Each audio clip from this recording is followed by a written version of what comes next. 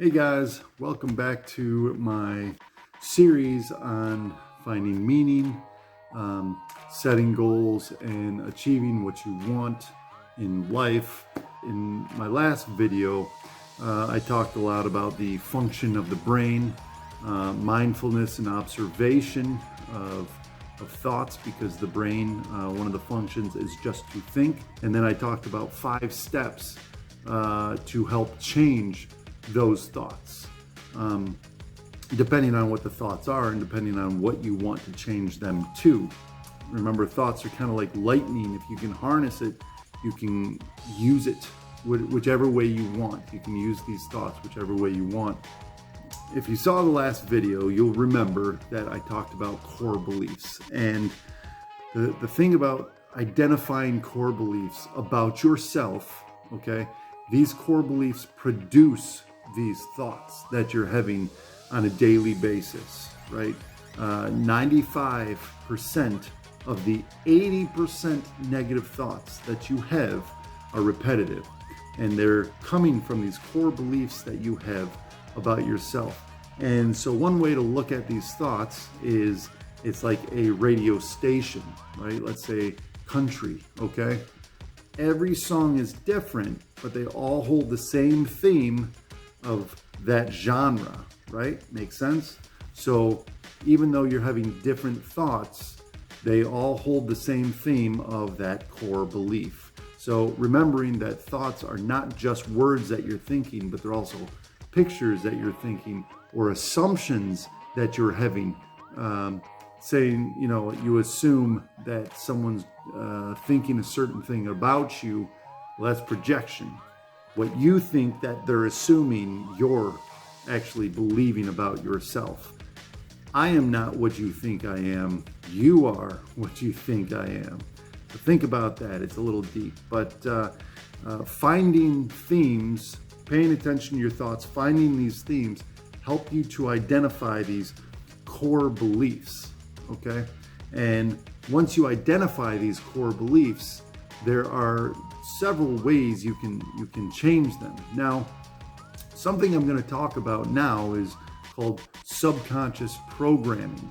So core beliefs are not just thoughts. They're more feelings, because they're really captured in the subconscious part of your brain, which is where the feelings come from, the limbic system, right? It's not necessarily in the conscious part of your brain, but the subconscious. So although they're not technically feelings, and there are feelings linked to them, but they're more like feelings because they're so deep rooted. And so where do these come from? Where do these feelings, where do these core beliefs come from? Well, there are a couple places they can come from. The majority of the time, they come from childhood. Now, from the ages between 0 and 6, you're technically in this kind of hypnotic state where you're absorbing everything around you. So you're absorbing all the messages and all the action and what people are saying to you. And the conscious part of your brain, the reasoning part of your brain, is not developed enough to be able to fight against things. That's why when you're like 5 or 6 and someone's like, "You're stupid," you start crying. You say that to a 13 or 14-year-old, they're gonna be like, "You're stupid," right? So there's a defense that takes place. But when you're this young, there's no real defense. It just comes in and you use that as a thought. And subconscious programming can take place intentionally or unintentionally. You can teach your children about money, and you can teach your children about God and about communication and friendships.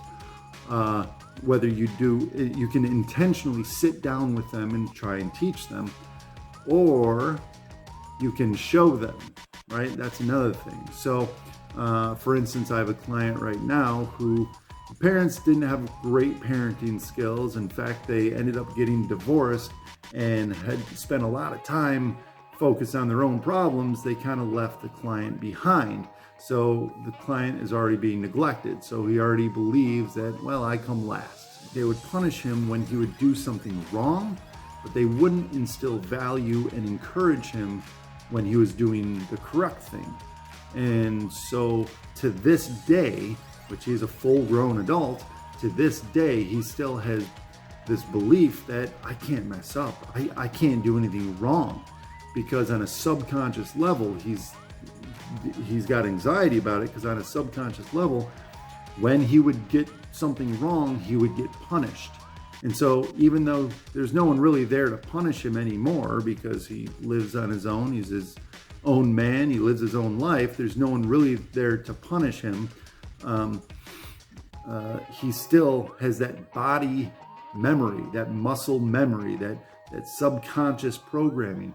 And subconscious programming, like I said, there's no reasoning that takes place. The subconscious doesn't reason. It's not about right and wrong. It's what you say to it, what you program it to do. So imagine it like a GPS, right? You type in wherever you want to go into GPS, and it's going to tell you the route to get there. Now, let's say you don't want to go there, but it's still on. It's going to be like, turn right, and you turn right. I don't want to go right. I want to go left. Well, turn around. I don't want to turn around. And so we consider that, well, I consider that a brain war, right? It's your conscious and your subconscious fighting against each other, right? And so there are four main ways to program or reprogram the subconscious. And I'm going to go into those. I'm going to go into three of them, okay? So one is repetition. And the more you repeat something, the practice makes better, right? There's no such thing as perfect. Otherwise, we'd have perfect athletes, and people are like, well, perfect practice. You don't practice perfectly. That's why it's practice. You make mistakes. But the more you do something, the stronger those neural pathways get, the stronger a connection your brain makes, and then it just becomes easier. And that's one reason why therapy does work, is because you come in week after week or every other week, and you're practicing these different thought challenging skills, or implementing different behaviors, whatever it is you're practicing. Number two is hypnosis. Now, I grew up thinking hypnosis was a bad thing, which is not actually true, because if you sleep, and everyone does, or something bad happens, you actually reach twice you reach a state of hypnosis, a hypnotic state, right as you're falling asleep and right as you're waking up. In fact, hypnosis is just an extremely relaxed state where you're surpassing the conscious and going right into the subconscious. That's hypnosis. That brainwave state is called theta, I believe. Yes, theta. And so repetition, hypnosis, then there's trauma. Now, here's the thing about trauma. Trauma is not just, let's say you're a teen or an adult and you get robbed at gunpoint, or you go to war and you see your friends die. That's not all that trauma is. Trauma plays a huge part of the subconscious programming as a child. Now, remember, as a child, you can't reason very well. You don't have an adult version of reasoning. So many little things that adults don't really think of as trauma, kids might think is trauma, because trauma, all it is stress beyond your capability of handling it.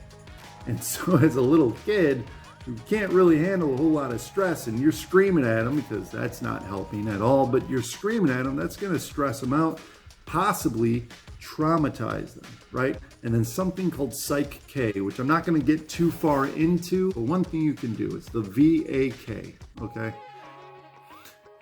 Take a deep breath and relax.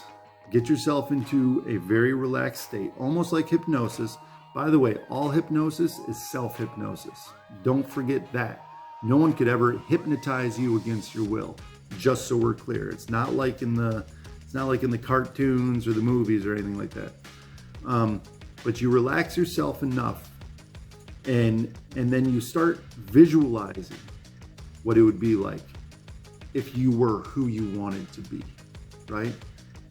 What would that look like? What would you look like? What would your everyday look like? You start visualizing, okay? And they actually do this in sports. Visualize yourself crossing the finish line. Visualize yourself scoring those goals. You visualize it, right? Because if you do it in your head, that's practice. And then you go out and you do it on the field, or you do it in real life. You visualize it. And then auditory, that's the A, V-A, the auditory. What would you hear? What would people be saying about you? What are you saying about you, right? Maybe what would the news say about you? What would you be hearing if you were as successful as you wanted to be? And then the K is do your best to replicate the feeling. What is the feeling that you would have, okay, if you were where you want to be in life? Okay, so that's VAK. And you don't always have to be super relaxed to do this. You can actually just practice this on a daily basis. It's better to be in a meditative state to do this. And so that you're meditating, which is a strong concentration on a single thing, right? That's what meditation is. So you meditate on the VAK. The last one is keep a record. Keep a record of what your thoughts are and what you want to replace them with. You record, you data track, you journal it, track your thoughts, track your data, track your progress. In the next video, I'm going to be talking about mindfulness, and I'm going to go into that a little bit deeper and the power of that. So stay tuned, like, subscribe, follow, and comment. Is this helpful? Is this not helpful? What do you want to hear more about? What do you struggle with? Let me know. Thanks.